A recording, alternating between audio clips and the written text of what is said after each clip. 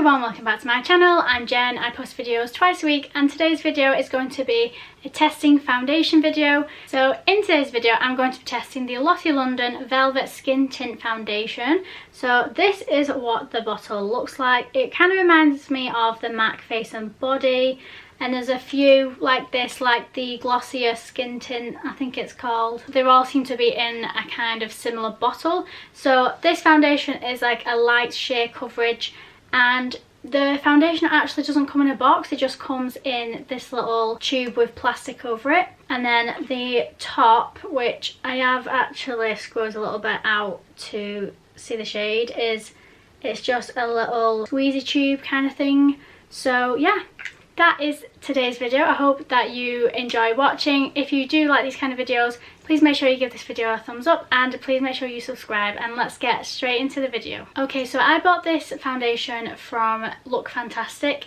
and I'm just going to read the product overview and what it says because there was no box that came with it. So if you pick this up in a shop, you don't actually know what it does, what kind of finish it is. It doesn't really say much. So it says, create a balanced, lightweight and natural looking complexion with the Lottie London Velvet Skin Tint. It says it provides a light shade coverage that works to unify skin tone without appearing cakey on the face. The skin tint is easily blendable, gliding on effortlessly before drying down to an even matte finish. It also says it has hyaluronic acid and coconut extract to keep your skin smooth and hydrated basically. That's the foundation. So obviously I've had to look it up to see what it does. I have picked up the shade NC10. There's not a great shade range with this foundation, I've got to be honest. There's roughly about 15 shades, which to be honest I think there could be a lot more. I also picked up the Lottie London foundation brush, and this, I picked it up, this was £8.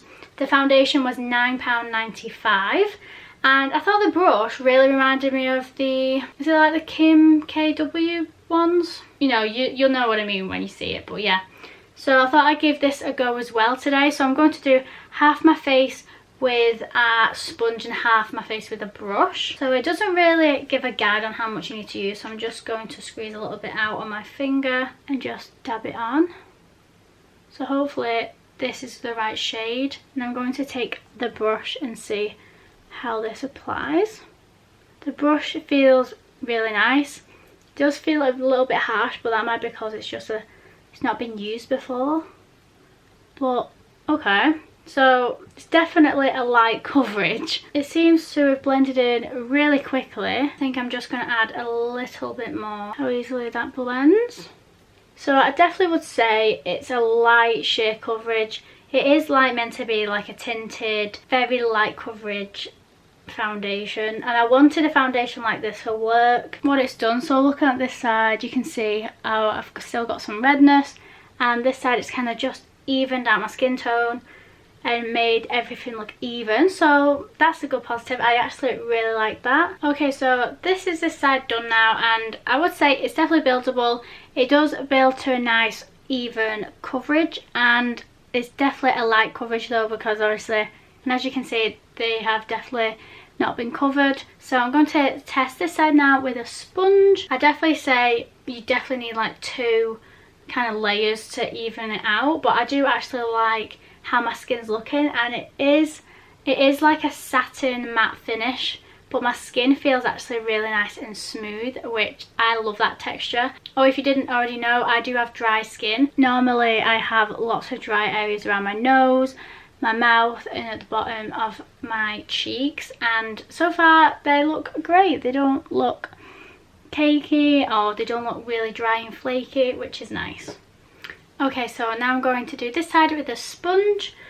So I'm going to just get a big dollop of the foundation. It is quite hard to squeeze it out the tube. You have to really tip it on its side. Okay, so I've got my sponge. Please ignore how dirty it is. But I'm just going to start blending it in.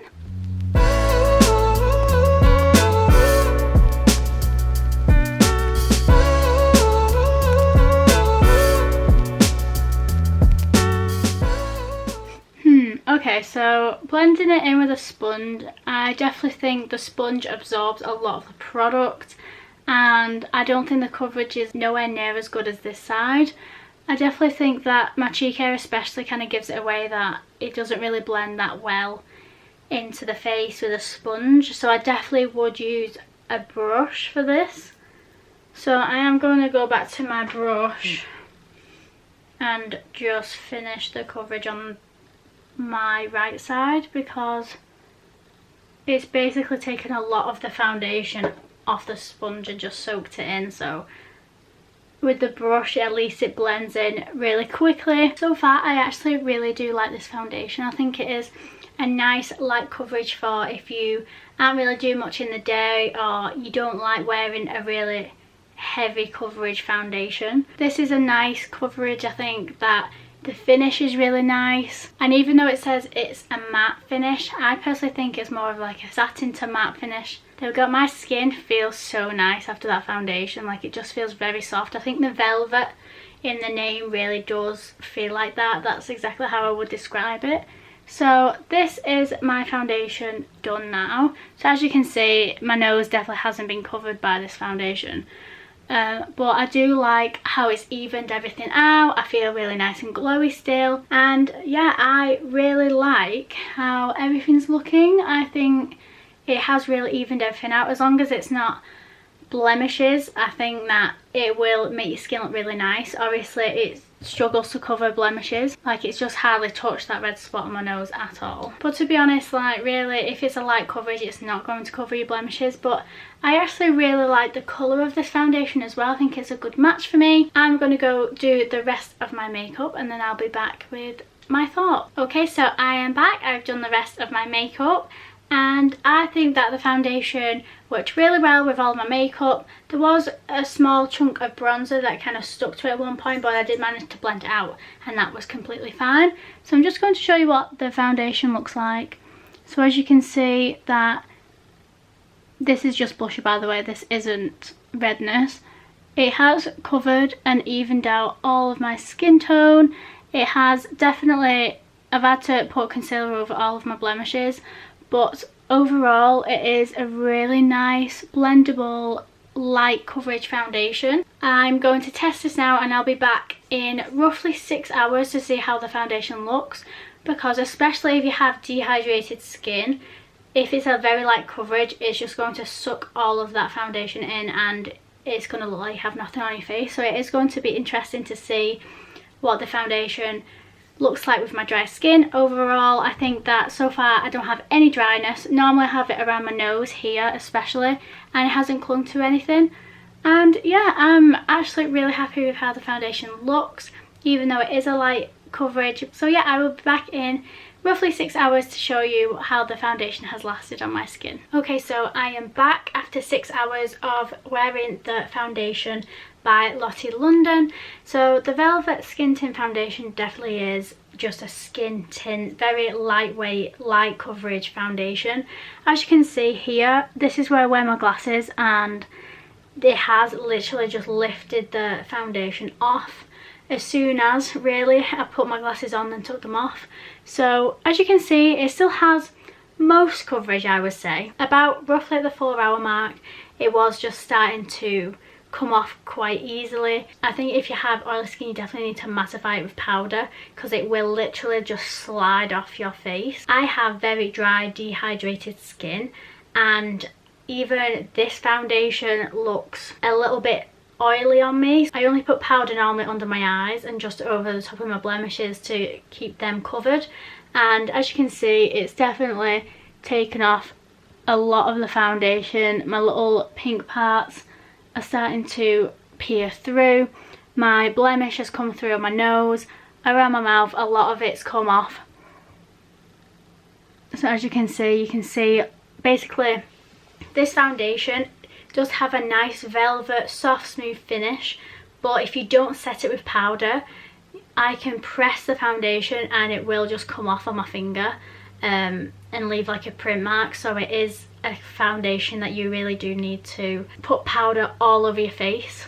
I do actually really like this foundation. I think that the packaging is really cute on it. It's really easy to apply. Definitely apply it with a brush over a sponge to get that better coverage. I think it is a very nice foundation if you just want something to even out your skin tone and give you a slight bit more coverage, but I don't think it's a type of foundation you'd wear for 8 hours. It's definitely not going to last that long. A good price for what it is, £9.95. I know you can get some drugstore foundations with like a full coverage. I know the Maybelline Superstay is roughly about £10 as well, but if you are looking for just a nice handy foundation, and this one's very handy just to pop in your bag too, because it's not massive and it's also not very heavy. It is very lightweight. I think that's a good point for this foundation. So yeah, that is the end of today's video. I hope you enjoyed it. Please don't forget to like and subscribe, and I will see you in my next video. Bye!